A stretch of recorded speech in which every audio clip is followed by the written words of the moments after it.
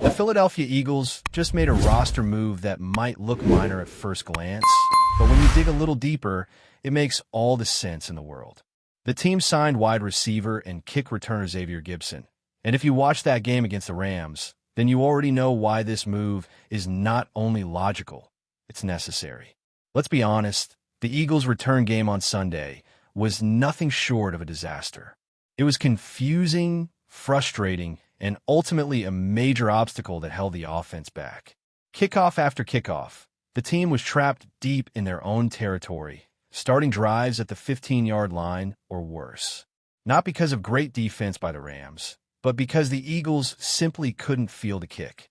Joshua Carty was launching low, knuckleball-style kickoffs that baffled every returner the Eagles tried. Whether it was Tank Bigsby or John Mechie, who had no previous experience as returners, the result was the same: misreads, poor positioning, and horrible field position. Enter Xavier Gibson. This guy's not just a body to fill space. He's got real experience in the return game and has shown that he can be explosive when it matters most. Think back to that memorable Monday Night Football game when Aaron Rodgers tore his Achilles in his first series with the Jets. Gibson sealed the win in overtime with a walk-off punt return touchdown against the Bills. It was electric. That moment alone proves that he's capable of stepping into big situations and delivering when the spotlight is on. And now he's headed to Philadelphia, where the return game is begging for help. But Gibson isn't just a return man. He's a versatile offensive weapon too. He's not a big guy, standing at 5'9" and weighing just under 190 pounds, but he's shifty, agile, and works well in space. He's not someone you're going to line up outside the numbers. He's a classic slot receiver with quick feet and good acceleration. He played his college ball at Stephen F. Austin, a smaller school, but his skill set has translated to the pros. Over his career, he's logged 27 catches for 268 yards and 3 total touchdowns. 1 as a returner, 1 receiving, and 1 rushing. That kind of versatility gives the Eagles a new tool they've been missing. Let's not forget, part of the urgency behind this signing comes from the injury to Darius Cooper. Cooper had been one of the feel-good stories of the preseason, an undrafted rookie from Tarleton State who played his way onto the 53-man roster. He was also in the mix for kick return duties. But now he's dealing with a shoulder injury that could sideline him. And that's where Gibson becomes even more important. With Cooper out and Bigsby and Mechie clearly not the answer, Gibson has a real shot to contribute immediately. Don't be surprised if he's back there returning kicks this Sunday when the Eagles take on the Buccaneers. This whole situation just adds to the legend of Howie Roseman. The guy never stops. While other general managers might be content to sit back and hope their roster works itself out, Howie is always tweaking, always looking for that edge. He traded for Bigsby, gave Mechie a shot, and when those didn't pan out, he wasted no time moving on. It's not just about being reactive. Roseman is proactive, constantly identifying weak spots and addressing them before they become season-long problems.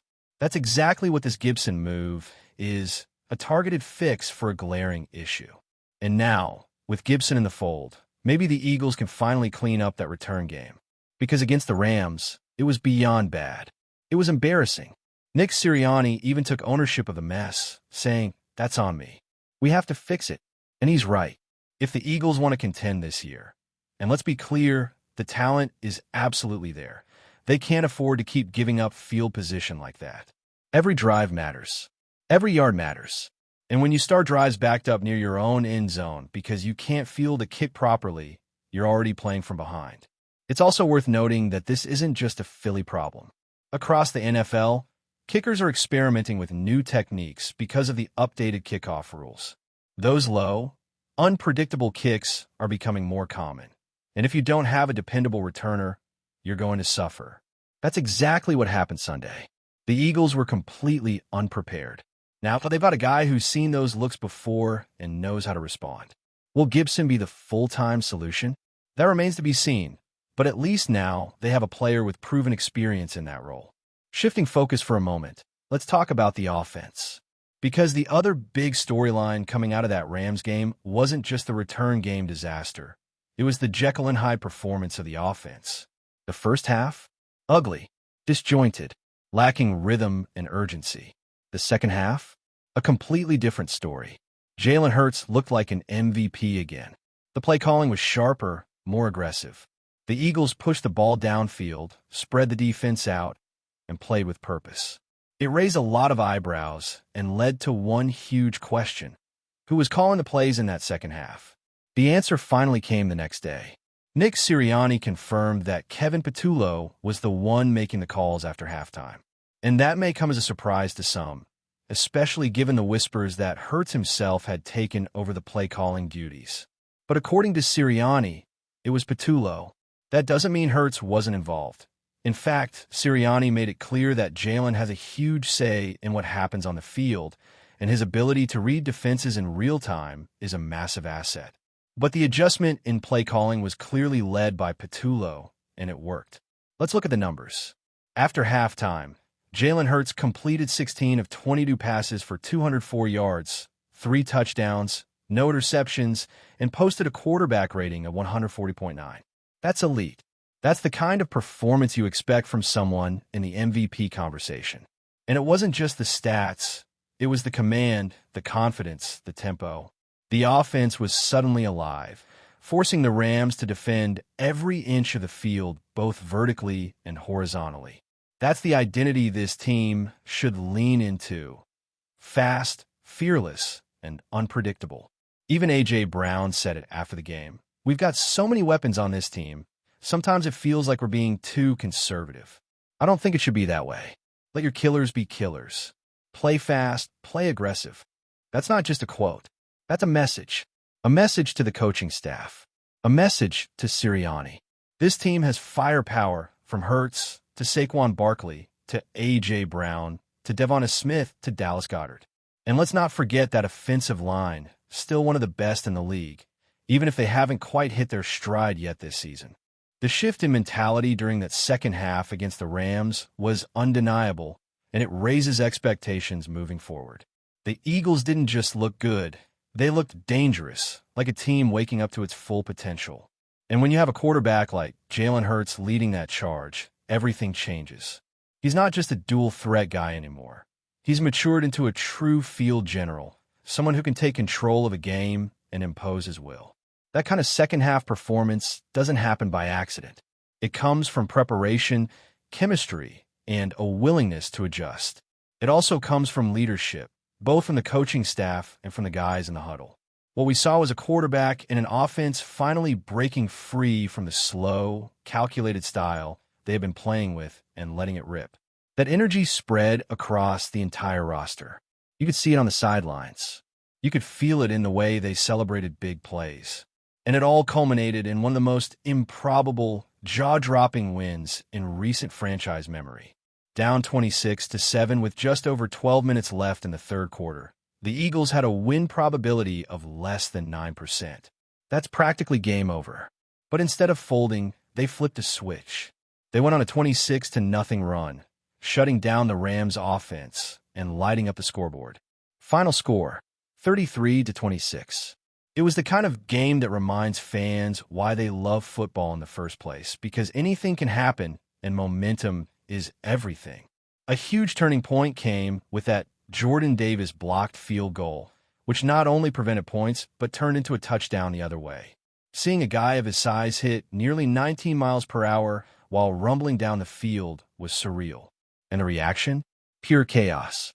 The sidelines erupted, fans lost their minds, and suddenly the entire stadium believed again.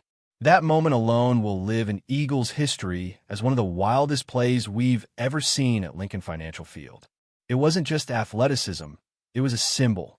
It was a signal that this team was done playing scared and ready to fight back. When you think about the craziest regular season wins in Eagles history, this one absolutely deserves to be in the conversation. There are a few that always come up. The miracle at the Meadowlands with Herm Edwards scooping up that fumble and scoring in 1978, or the miracle at the Meadowlands 2 when Deshaun Jackson returned a punt for a touchdown in 2010.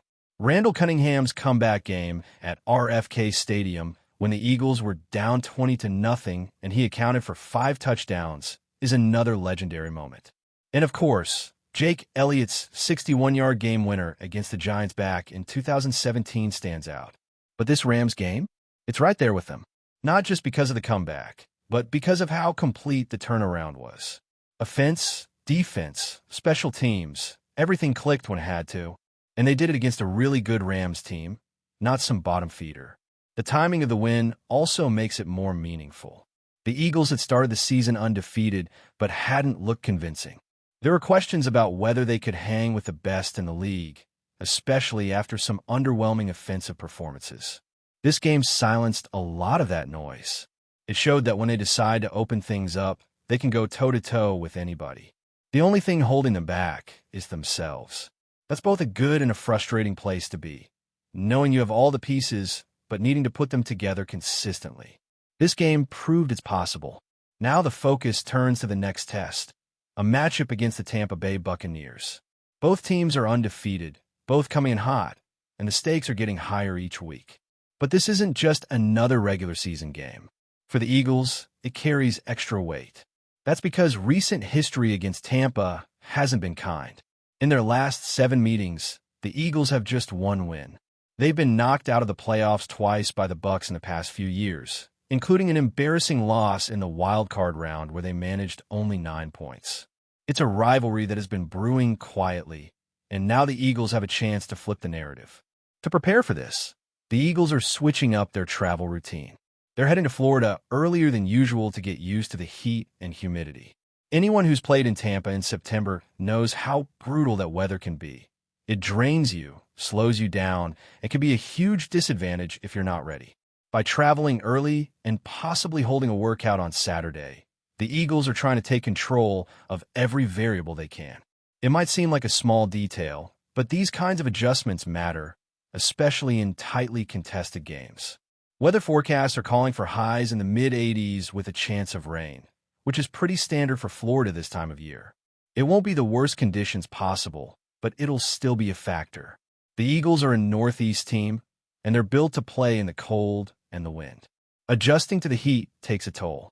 But if there's one thing this team has proven, it's that they can adapt when it matters most. They showed it last week, and they'll need to show it again. Tampa Bay, meanwhile, is not the same team they were a couple of years ago. Tom Brady is gone. The names have changed, but they're still physical, well-coached, and play hard. They've started the season strong and will come into this game believing they can beat Philadelphia again. And why wouldn't they? Recent history says they can. But this Eagles team is not the same either. They're more experienced. They're deeper. And now they've tasted what it feels like to dig themselves out of a massive hole and come back swinging. The psychological edge of that Rams comeback can't be overstated. When a team proves to itself that it can survive the worst and still come out on top, it changes the way players think. It builds belief, and belief leads to confidence. Confidence leads to aggression. That second-half version of the Eagles, that's the team fans want to see week after week. The team that plays with urgency, takes risks, and lets their stars go to work. When A.J. Brown said, "Let your killers be killers," he wasn't just talking about the offense. He was talking about identity, about letting the team be who they're supposed to be. A high-octane, take-no-prisoners squad that doesn't just aim to win, they aim to dominate. Sunday against Tampa will be another chance to prove that. And if Gibson gets involved, if the play calling stays aggressive, and if the defense keeps making game-changing plays, this team can keep rolling. The pieces are there. The fire is lit.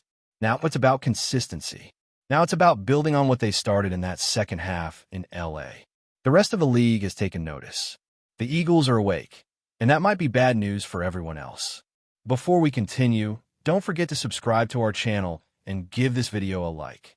Your support helps us keep delivering the latest updates on our Philadelphia Eagles. And don't be shy. Share your thoughts on the news in the comments below. In what could be the most shocking move of the NFL offseason, the Philadelphia Eagles have reportedly stunned the sports world with news that they're closing in on a deal to acquire Buffalo Bills quarterback Josh Allen. While nothing has been officially confirmed, sources close to the team suggest that discussions are advanced, sending waves of speculation and excitement through the league. Allen, known for his rocket arm and dual-threat ability, has been the cornerstone of the Bills' offense for several seasons. Rumors of his potential departure from Buffalo have swirled for months, but few expected the Eagles, a team already deep at quarterback, to make such a bold move. The whispers around NFL circles suggest Philadelphia's front office sees Allen as the missing piece to finally push the team over the top in a Super Bowl run, pairing him with one of the league's most dynamic rosters. Fans on social media are already in a frenzy. Eagles supporters are dreaming of high-octane offense and highlight reel plays, while skeptics question the logistics of such a blockbuster trade. Buffalo fans, on the other hand, are grappling with the possibility of losing their franchise quarterback, sparking heated debates about the team's future. The rumor mill hints that Allen's contract situation and the draft picks Philadelphia might be willing to offer are central to the ongoing negotiations. While the league remains tight-lipped, insiders suggest that a formal announcement could come sooner than expected, potentially redefining the quarterback landscape across the NFL. Analysts are speculating on the impact of Allen's unique skill set in Philadelphia's system, imagining long bombs to Devonta Smith, dynamic rollouts, and a more unpredictable offense than the Eagles have ever fielded. If true, this move would not only be a seismic shakeup for the Bills, but could instantly elevate the Eagles into Super Bowl favorites. As whispers continue to circulate, one thing is certain: NFL fans are holding their breath, and the offseason has suddenly become far more thrilling.